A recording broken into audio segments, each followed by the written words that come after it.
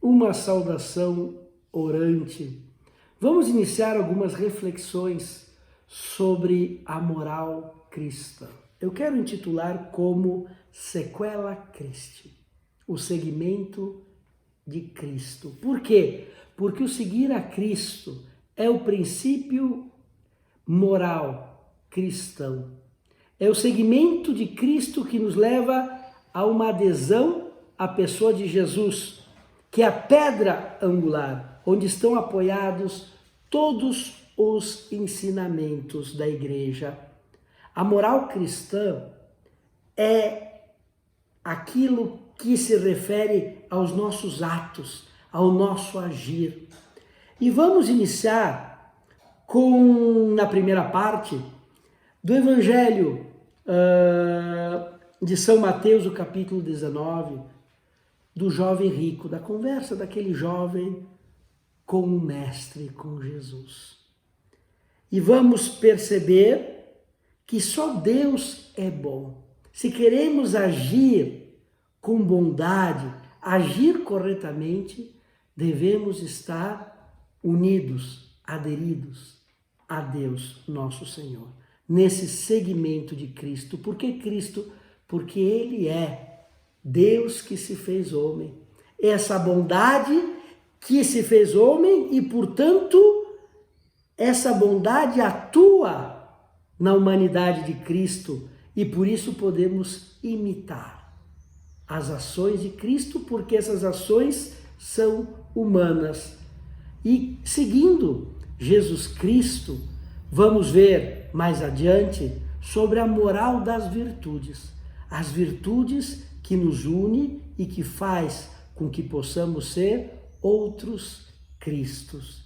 Viver como Cristo, pensar como Cristo. As virtudes significam viver na excelência. Uma das traduções da virtude é estar de pé.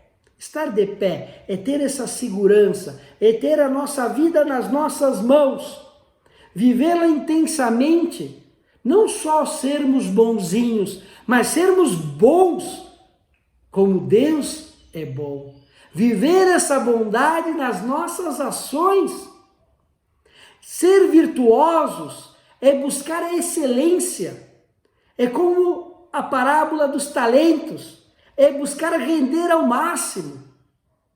Será que temos 10 talentos, 50 talentos ou 100 talentos? Não sabemos, então devemos viver como se já tivéssemos todos os talentos. Não podemos enterrar nossas qualidades. Devemos realmente viver, dar o máximo. Isso é a santidade. Isso significa sequela Christi. Isso é seguir Jesus Cristo, viver como Ele. Pois bem, no Evangelho, então, tem essa pergunta do jovem para Jesus: Mestre, que devo fazer de bom? O jovem rico dirige a Jesus uma pergunta de fundamental importância na vida de qualquer pessoa, porque nela está refletida a necessidade que o homem tem de saber sobre o que é bom e o que é mal. Olha só. Este saber não é indiferente para o seu destino e felicidade. Não é indiferente ser bons ou maus. Não é indiferente. Inclusive, o objetivo da nossa vida. Fomos criados por amor, com amor e para o amor. Por isso a nossa felicidade, inclusive chegar no final, o objetivo da nossa vida, tem a ver em viver bem, fazer o bem. E por isso devemos saber o que é bom e o que é mal. Toda pessoa quer conhecer o que tem que fazer para conseguir uma vida plena. Uma vida plena é uma vida total, não pela metade. É como um copo que está pleno, já não entra mais nada. Quando o anjo diz para Nossa Senhora, cheia de graça, é um copo pleno. Já não tem lugar para colocar o vinagre, colocar o pecado, vamos dizer assim. Por isso que ela é imaculada, porque ela não tem espaço, ela é cheia de graça. A vida plena, a vida entregue a Deus. Deus que é origem e fim da nossa vida. E aí Jesus diz para esse jovem, só Deus é bom, só Deus é bom.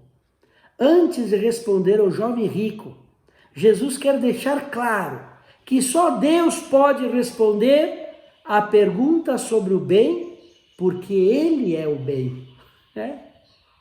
A raiz da ação moral boa é Deus mesmo. Então, o princípio de uma ação, de um agir humano na liberdade, porque vamos ver que existe ação do homem e ação humana. Agora eu vou dar a diferença. A ação do homem é aquilo que não depende. Quando eu falo homem e mulher, né? Que não depende de nós. Por exemplo, a minha digestão não depende da minha liberdade. Agora eu quero digerir, tá? O corpo está, depois que eu me alimento, está digerindo esse alimento. Agora, a ação humana é quando tem a nossa liberdade, que eu quero, depende da minha opção. Eu posso optar se eu quero agir bem ou se eu quero agir mal. Pois bem, a raiz da ação moral boa é Deus mesmo, porque Ele é bom. E por isso Jesus já começa dizendo para esse jovem, só Deus é bom. Só Ele é o princípio da bondade, porque Ele é a bondade. O bem em plenitude é um ser pessoal. Ser bom significa ser semelhante a Deus. Ser bom significa ser semelhante a Deus, porque Ele é bom. E se somos bons, estamos participando da bondade que é Deus. Se queres entrar na vida eterna, guarda os mandamentos. É a primeira coisa. Jesus, ele vai colocando essas etapas para que o jovem possa já compreender melhor o segmento de Cristo, dele mesmo, que é Deus que se fez homem, ele, né, que nos mostra essa bondade do Pai. Então, se queres entrar na vida, guarda os mandamentos. Porque o jovem perguntou, né, ele disse, mestre bom, o que devo fazer para alcançar a vida eterna?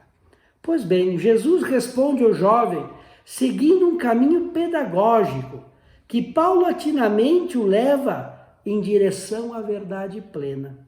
Começa com os mandamentos, anunciando a estreita relação entre a vida eterna e a obediência aos mandamentos de Deus.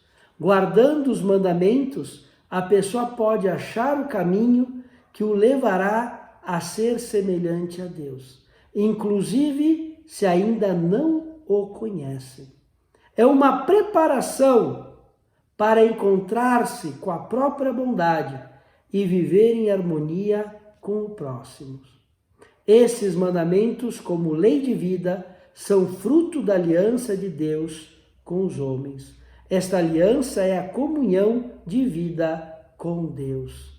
Não é a lei que faz a aliança, mas sim a aliança que faz surgir a lei. A lei não é autônoma.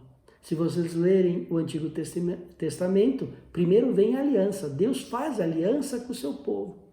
Depois ele dá os 10 mandamentos. Primeiro vem o amor, esse estar em comunhão. Por isso, vou dar um exemplo bem básico. Por exemplo, se o marido chega todos os dias às 8 da noite, é porque ama a sua esposa. Não. Isso é uma lei. Se ele chegar às 8 horas, ele ama a sua esposa. Não. O verdadeiro amor é assim. Porque ele ama a sua esposa, ele vai chegar às 8 da noite para jantar com ela. É o amor que deve mover. Não é a lei pela lei. Por isso que no Antigo Testamento, primeiro Deus faz essa aliança com o povo. Vocês serão o meu povo, eu serei o Deus de vocês. E depois que ele dá esses mandamentos. E agora eu vou abrir um parênteses. Por quê? Porque Deus nos deu a lei natural, certo? Que é fazer o bem e deixar de fazer o mal, não fazer o mal. Então fazer o bem e não fazer o mal. Então lá no princípio tínhamos esta harmonia. A nossa inteligência era capaz de captar a verdade, porque não é que nós que inventamos a verdade está. Nós nos adequamos a esta verdade. Então a inteligência era capaz de captar a verdade. A nossa vontade, então, tinha essa verdade como um bem que devia seguir. E as emoções, os nossos sentimentos, tudo isso aí são ajuda. Por exemplo, que pode nos ajudar, mas também pode nos atrapalhar. Então, às vezes eu estou sem vontade, não importa. O que importa é fazer o bem. Isso é o amor.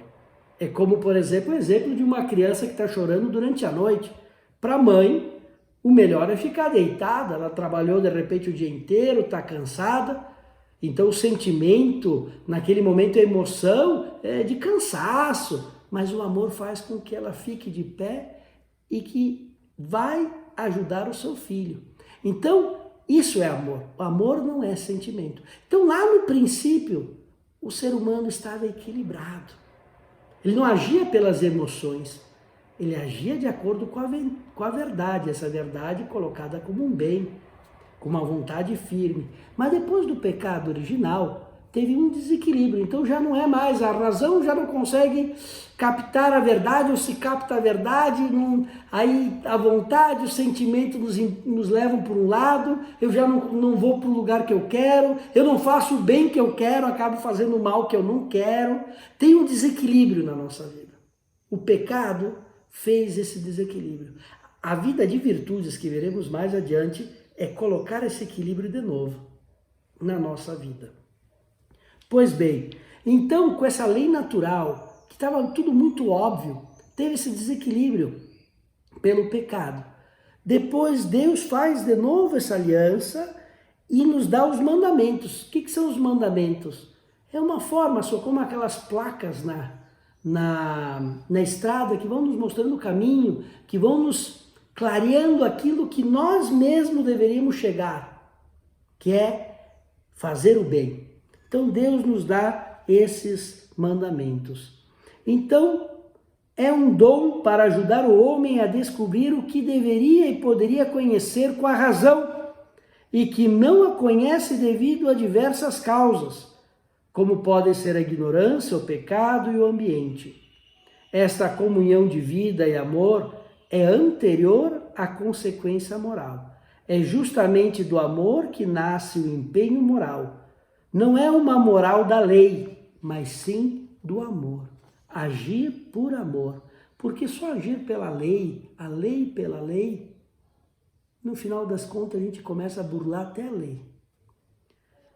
Jesus, que conhece o homem, começa por lembrar o jovem os mandamentos referentes ao próximo, que constituem a primeira etapa na moral. No amor ao próximo se expressa a singular dignidade da pessoa humana, que é a única criatura na terra que Deus amou por si mesmo.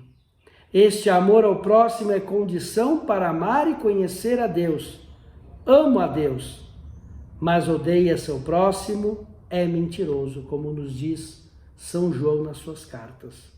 Porque aquele que não ama seu irmão a quem vê, é incapaz de amar a Deus a quem não vê. Não se pode separar o amor ao próximo do amor a Deus. Depois desse diálogo, do início com o jovem, Jesus diz para ele: se queres ser perfeito, já que esse jovem almejava mais para a sua vida. Se queres ser perfeito. A resposta dos mandamentos não satisfaz o homem que tem a consciência de que ainda lhe falta algo. Ele sabe que ainda está longe da meta. Jesus, que conhece o coração do homem, abre o caminho da perfeição, convidando o jovem a segui-lo. No seguimento de Jesus emerge o específico da moral cristã. Só Deus é bom. Jesus feito homem, imagem do Deus invisível. É a própria bondade expressa em ações humanas. É aquilo que eu falava no início. E toda essa parte introdutória, então, eu tenho como fonte a encíclica do Papa João Paulo II, Veritatis Splendor, o esplendor da verdade. O agir de Jesus e suas palavras, suas ações e seus preceitos constituem a regra moral da vida cristã. O seguimento de Cristo é o fundamento essencial e original da moral cristã. A perfeição está em seguir a Cristo e imitá-lo. Não basta somente escutar os ensinamentos e obedecer os 10 mandamentos. Se trata de aderir a Cristo. É uma adesão no amor. No entanto, ninguém ama o que não conhece.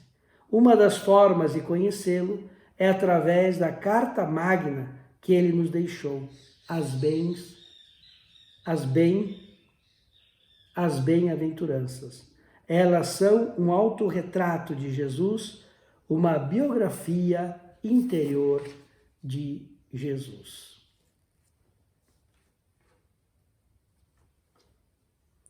As bem-aventuranças são convites a seu seguimento e a comunhão com Ele. As bem-aventuranças não têm como objetivo normas particulares de comportamento, mas se referem a determinadas atitudes em relação ao próximo e aos bens terrenos. As bem-aventuranças não vêm anular os mandamentos. No Sermão da Montanha, Jesus mostra que os mandamentos não são um limite mínimo, mas aberto à perfeição.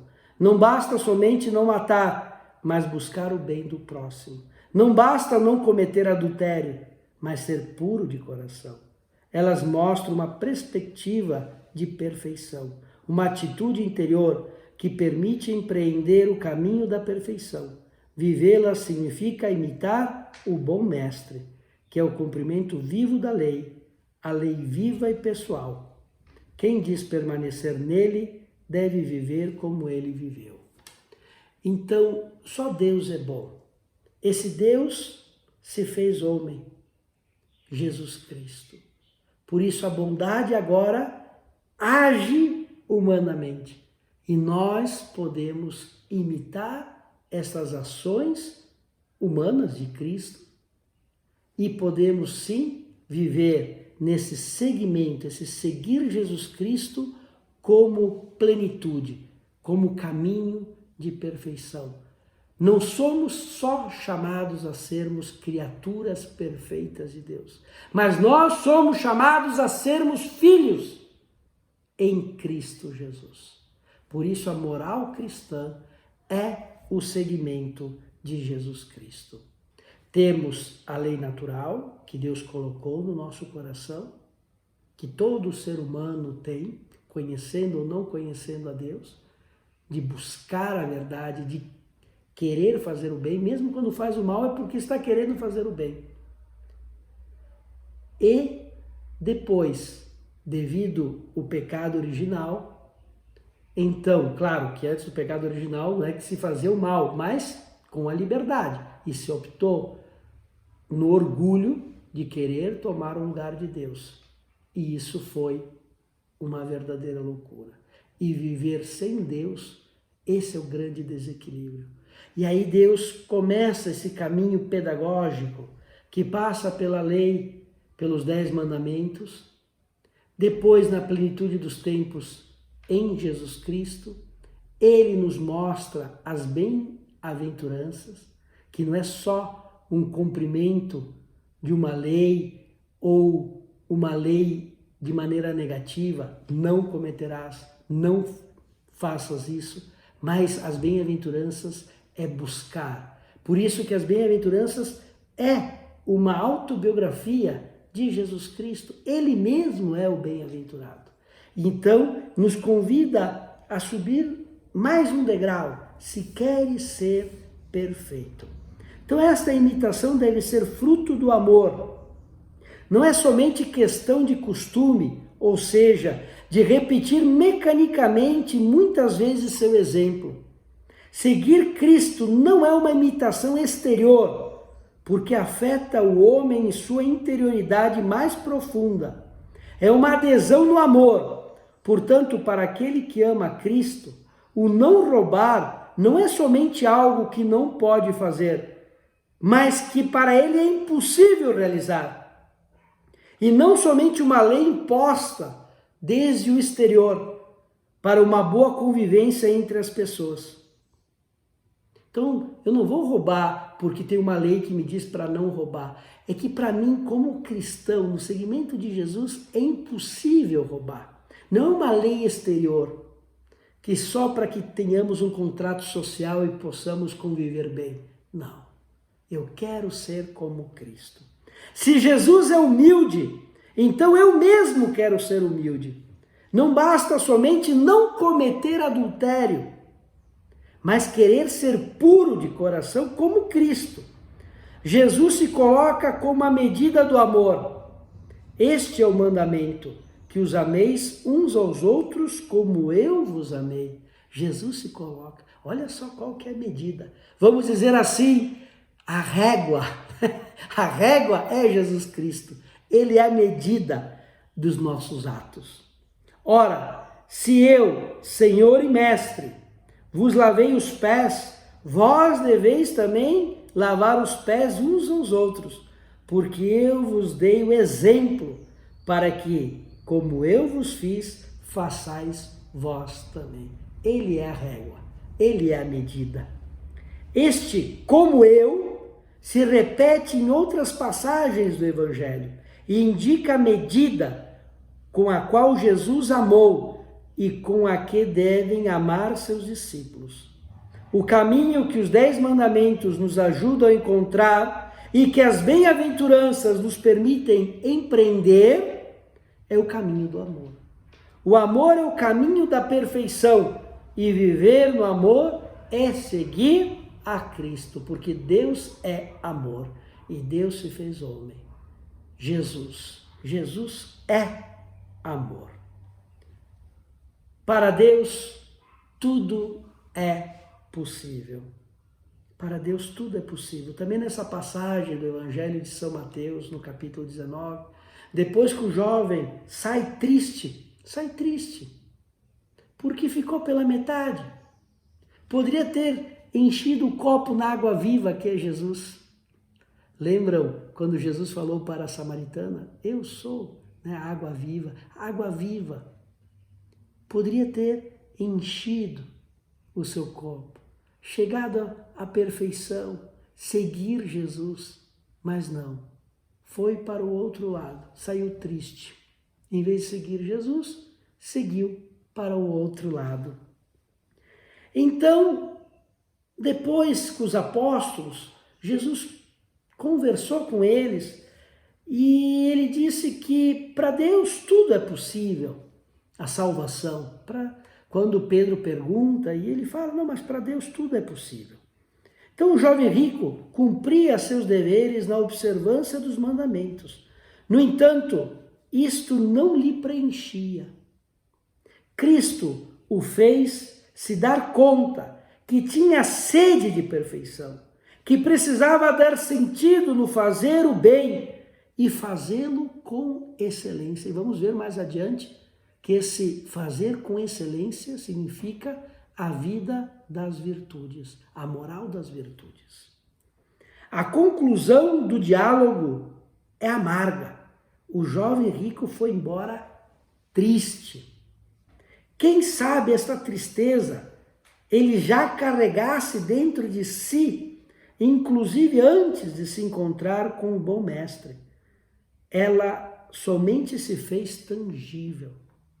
O encontro com Jesus respondeu a todos os seus questionamentos, que são os questionamentos de todos os homens e mulheres de todas as gerações. A resposta é a própria pessoa de Jesus Cristo. E é isso que o Papa São João Paulo II, falo agora que é santo, né? São João Paulo II, que escreveu essa encíclica maravilhosa, O Esplendor da Verdade, a Veritatis Splendor, lá em 1993. E ele começa essa encíclica com esse diálogo. E aqui eu estou fazendo essas reflexões em cima desta encíclica e como ele vai nos mostrando que a vida moral se transforma no seguimento de Cristo. No entanto, as exigências de seu seguimento superam as aspirações e as forças humanas. Esse imitar, esse viver o amor de Cristo, não é possível para o homem com suas próprias forças. Necessita das graças de Deus. Por isso que esse seguimento de Jesus não é só um esforço nosso, não é só cumprir certas leis, mas é uma graça, é um convite de Jesus, que nos convida e nos dá esta graça. Jesus é o bom mestre, que se o discípulo quer, se quer ser perfeito, lhe dá a graça de ser conforme ele, mediante a presença operante do Espírito Santo. É muito diferente, por exemplo, imitar a virtude de um personagem histórico. É bem diferente. Por exemplo, imitar o Júlio César. Sabe o Júlio César? Lá no Império Romano. É diferente buscar imitar Júlio César ou imitar uma virtude de Cristo. Porque o primeiro, isso é, imitar um personagem histórico, depende só de nosso esforço. Só de nosso esforço. Já o segundo, que é imitar uma virtude de Cristo, o seguimento de Cristo, depende sobretudo da graça de Deus. Então imitar Cristo não é só imitar um personagem histórico, alguém que já passou por esse mundo, mas é imitar alguém que está vivo, que ressuscitou, que é Deus, que é a medida de todas as coisas. Ele é o verdadeiro Deus, mas o verdadeiro homem. Nós somos filhos em Cristo, por Cristo, com Cristo e em Cristo. A vida moral começa como um dom, antes de ser um empenho nosso. Antes de ser um empenho, antes de ser nós que vamos nos empenhar, sim, porque tem um lado nosso do empenho de seguir Jesus Cristo. Mas antes disso, é um dom, uma graça. A busca de uma maior identificação com Cristo, ajudado pela graça, corresponde à resposta do homem ao chamado de Cristo à perfeição. Então a vida moral se apresenta como uma resposta, como uma iniciativa gratuita do amor de Deus, da qual nós devemos querer. Aquele jovem saiu triste porque foi para o outro lado, mas recebeu a graça de seguir. Mas Jesus, Deus, não obriga ninguém, ele nos convida. Agora, se a gente responde sim para Deus, então ele nos conduz. E se somos fiéis, ele é sempre fiel. Então a vida moral não é somente fazer aquilo que é politicamente correto e seguir algumas regras de comportamento, buscando uma bondade relativa. A moral é ser um tipo de pessoa, já que nossas ações nos transformam. Por exemplo, se eu roubo, se eu estou roubando esse livro, significa que eu sou o ladrão. Não é só que eu roubei, eu sou o ladrão. Então, as nossas ações nos transformam. Então, se eu imito a Cristo, sou como Ele. E podemos dizer como São Paulo, minha vida é Cristo. Esta foi a primeira etapa. A segunda etapa será seguir Cristo como uma moral das virtudes. Vamos buscar, nesse momento de reflexão, ter esse diálogo com Jesus, ouvir esse convite de Jesus. Vem e segue-me, se queres ser perfeito. Tu queres ser perfeito? Siga Jesus Cristo. Sequela Christi.